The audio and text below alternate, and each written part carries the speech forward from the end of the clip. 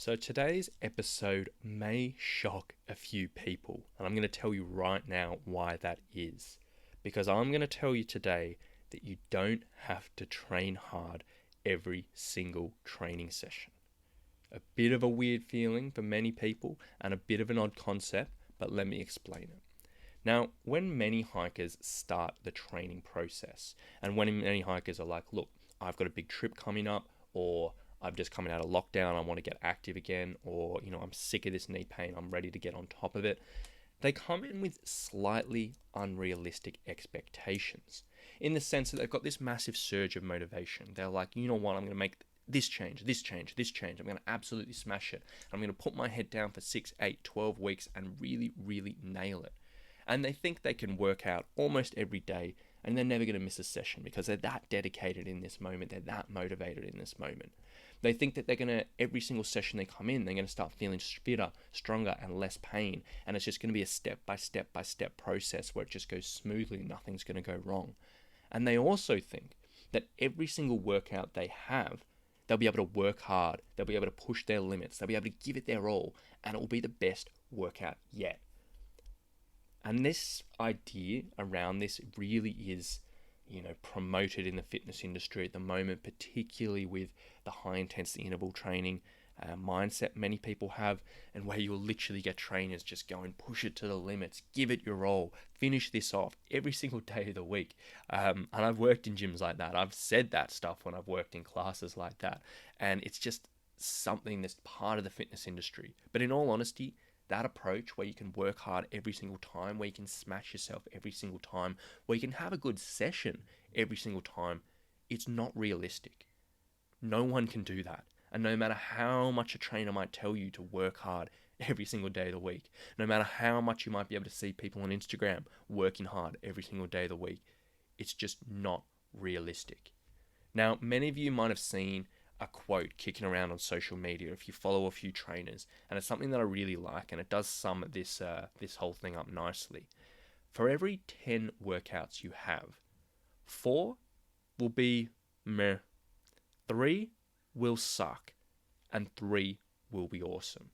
So out of every 10 workouts you have, only 3 are you going to walk out feeling, or during the session actually go, yeah, I'm killing it, I'm having a good time, I'm absolutely smashing it. 4 are just going to be super average, and 3, you're going to feel like they were terrible. That is so realistic, and that happens to everyone.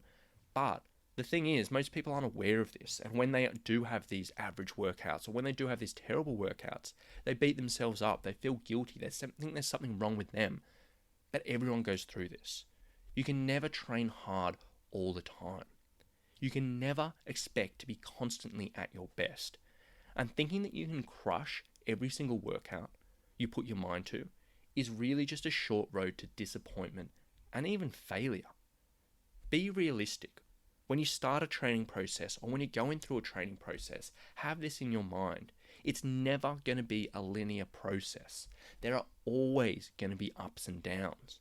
And in all honesty, the real key to success in these situations, and I see it time and time and time again from my clients and over the years, no matter what goals they're aiming for, is simply being able to keep that long-term goal and long-term view in mind. So whether it's you're preparing for a big adventure, whether you're trying to overcome pain or injury, whether you're trying to just stop getting huffed and puffed on your weekend hikes, whether you're going through a weight loss journey or whatever it may be, and keeping that long-term goal in mind and keep on moving towards that regardless of what's happening day to day. So if you had a really terrible workout, don't beat yourself up. Don't kick yourself. Keep that long-term goal in mind. Accept it as part of the process. It's something you have to work through. It's something everything has to work through. And just keep on moving forward. So next time you do go through this and you have that average session, or you have an absolute shocker and you're like, that was almost a waste of time, please, please, please don't beat yourself up. Acknowledge it. Don't ignore it. Acknowledge that it happened. Tell yourself that it's part of the process. Take a little bit of time to reset. Clear your head, go for a walk, do something nice, and then stick to the long-term plan. Bit by bit by bit, you'll get there. Keep that long-term in mind. Don't worry about the day-to-day, and eventually you will get to wherever you need to go. That is the single most important everything around mindset for training I could possibly ever share with you. And I really wanted to dive in today because I just see so many people just get down on themselves because they've had a couple of bad workouts, and get down on themselves because they're not really training to the full extent. But if you can get 3 out of 10 workouts where it feels great, you are winning, in all honesty. So I'll leave it on that note today. Don't beat yourself up. Keep that long-term goal in mind, and know you can't always be up, or can't always be up. Take the good with the bad, and you'll get there in the end.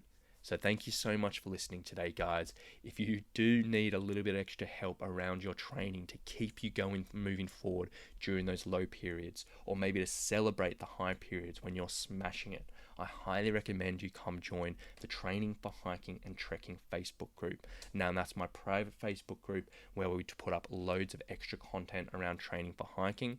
And also on top of that, it has an amazing community we're building where people are celebrating each other, building each other up, working through problems together. And it's a fantastic community of hikers who are all interested in the training process, who are all interested in aiming towards long-term outcomes.